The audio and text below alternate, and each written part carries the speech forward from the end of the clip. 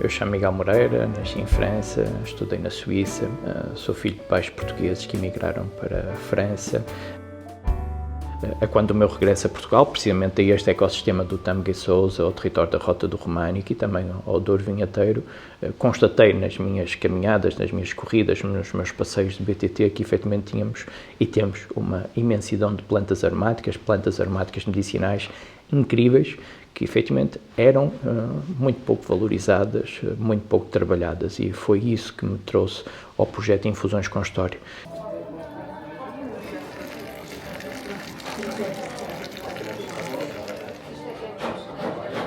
Eu e o Valdemar constituímos a empresa em 2017 e chegamos ao mercado em 2019, mais especificamente no último trimestre de 2019. Então, a Infusões com História opera em 3 dimensões. A primeira dimensão são plantas silvestres, a segunda dimensão são plantas de cultivo e a terceira dimensão são plantas de cultivo compradas a terceiros. Na primeira estamos a falar de plantas aromáticas como a urso, como a prunella, como a carqueja, como a flor de gesta branca, ou que nós próprios colhemos, ou que convidamos pessoas locais a colher e depois nós compramos ao quilo, ou pagamos ao quilo. A segunda dimensão são plantas de cultivo, não em terrenos nossos, em terrenos de terceiros, em que cultivamos para alimentar efetivamente as nossas necessidades. Antes de falar especificamente da biodiversidade do projeto, é importante perceber como é que a Infusões com História opera. A Infusões com História nasce aqui no território da Rota do Românico e a primeira gama que nós lançamos para o mercado foram precisamente as misturas do Românico. O que é que nós procuramos? Trabalhar plantas locais, quer que já existiam no passado o consumo das mesmas, quer depois fazendo algum upgrade com outras matérias-primas que o nosso entendimento fazia sentido também introduzir. O porquê de eu estar a fazer este enquadramento? Porque de região para região há plantas aromáticas distintas que nós não repetimos para depois alargar a biodiversidade e o nosso portfólio. Ginja desidratada, estávamos a falar da cereja, mas também temos ginja. Uma das minhas frutas favoritas, que sei que de manhã foi motivo de comentários muito abonatórios, Diospiro. Portugal tem uma diversidade de Diospiros fantástica que nós misturamos, trabalhamos e depois lançamos para as nossas misturas e continuaríamos. Romã, não sei se lembram, a uma determinada altura falámos sobre todo o ecossistema do sul do país e nós temos imensa romã e também desidratamos romã. A qualidade do produto está garantida em várias dimensões.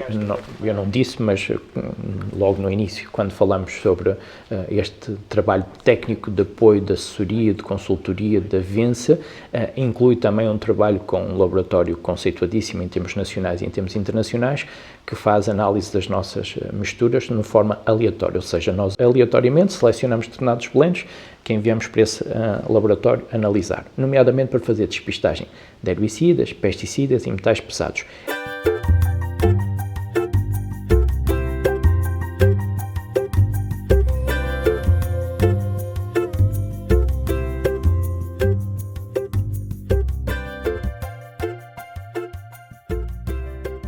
E a realidade do consumo das infusões, chás e tisanas, em termos nacionais e em termos internacionais, efetivamente tem vindo a mudar ao longo do tempo.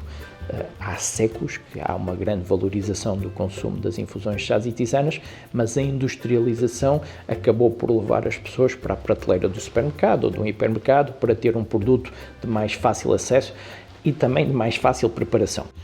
No entanto, sabemos que localmente e do ponto de vista regional sempre houve e continua a haver um consumo de plantas aromáticas, quer daquelas que eu cultivo no meu próprio jardim, porque vou ter salsa para condimentar o meu assado, mas também vou ter uma hortelã, vou ter uma cidreira para fazer a minha infusão, ou essa mesma hortelã para fazer uma canja, ou seja, há aqui uma grande conexão entre a cozinha tradicional, entre os costumes à volta da cozinha, da gastronomia, da culinária e a utilização de plantas aromáticas, quer para infusionar, quer para condimentar.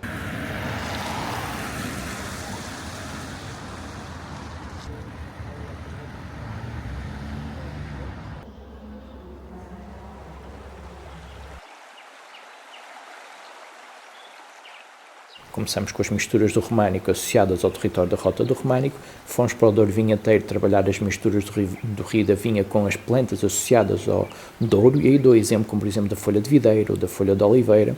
Fomos aos Açores para termos efetivamente aqui chá verde, chá preto, chá branco através das nossas misturas das ilhas. Fomos ao sul do país trabalhar matérias-primas muito cítricas, como é o caso do Algarve e também do Baixo Alentejo, e criámos as misturas do sul. Isso não só é uma forma de comunicar de uma forma distinta, obviamente que aquilo que eu estou a dizer tem a ver com o nosso modelo de negócio, mas logo à partida já estamos a assumir que não vamos repetir matérias-primas de um território para o outro. Não, os casos poderíamos repetir, ou seja, nós sabemos que no território da Rota do Românico também poderíamos trabalhar a folha de videira, mas efetivamente o seu ex-libris da folha de videira no Douro Vinheteiro, então reservamos para aí. Então não há replicação de matérias-primas de território para território, faz com que a gente diversifique ainda muito mais e que a gente faça um trabalho muito mais local, de terroir, algo muito mais específico, algo muito mais individualizado. Este ano muitos míscaros? Não tanto como no ano passado aqui. Nós no território do Tâmega e Sousa temos muitos produtores em modo bi igualmente de framboesa, de mirtilo, entre outros frutos vermelhos, que efetivamente o foco deles e o modelo de negócio deles está na baga, está no fruto. Então nós passamos, depois da colheita deles, para recuperar folhas, quer de mirtilo, quer de framboesa, entre outros, para introduzir nas nossas misturas. Esta é uma preocupação que nós temos. Ao falar de biodiversidade, é também passar uma mensagem de que podemos nos associar a outros produtores, a outras indústrias, perceber quais são os seus produtos que não utilizem, que são mais valias para nós, e é o que nós também fazemos.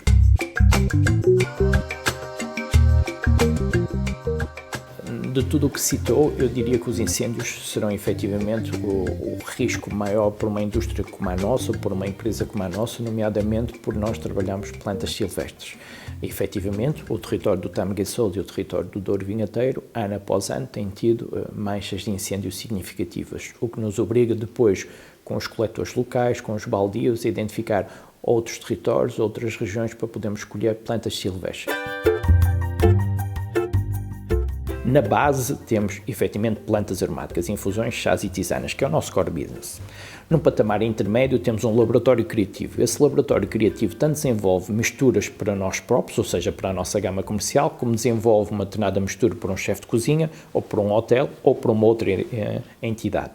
Na terceira dimensão deste trio que estou agora a explicar, surge efetivamente uma área de eventos de formação e de consultoria, que não é negligenciável, porque efetivamente traz uma percepção de valor muito importante, traz uma noção de marca também diferenciadora e, acima de tudo, passa esta aculturação que nós procuramos transmitir a partir destes territórios de baixa densidade para unidades em centros urbanos ou para unidades no segmento internacional.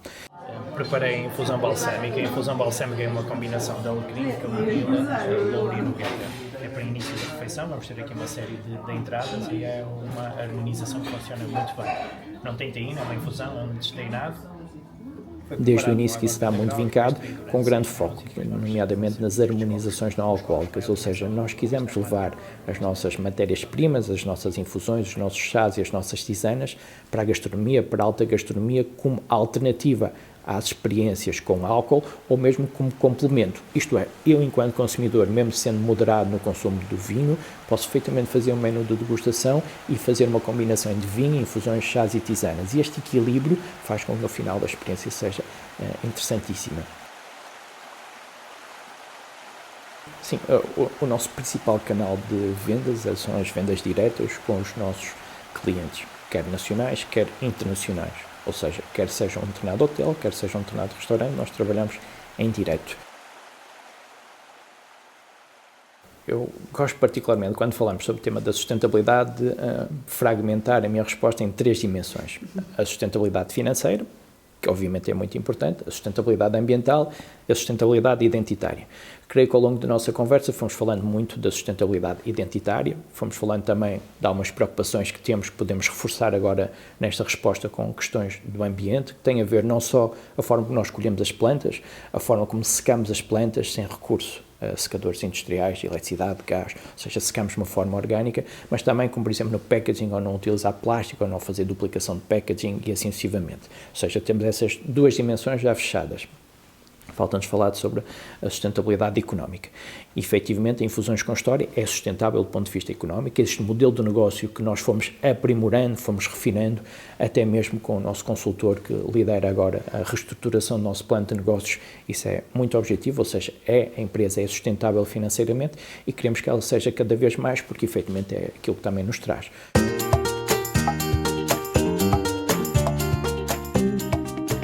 Sim, falta-nos realizar tudo, ou seja, nós temos a noção que mal começamos. Quando eu digo também tudo, não quero, é uma forma de nós nos olharmos ao espelho e dizer não fiquem confortáveis na posição que estão, com a notoriedade que têm, com o trabalho que fazem, porque efetivamente há necessidades constantes de aprendizagem, há necessidades constantes de tendências do mercado que temos que criar, que temos que trabalhar, temos que desenvolver, temos que aprimorar. Este é um grande foco.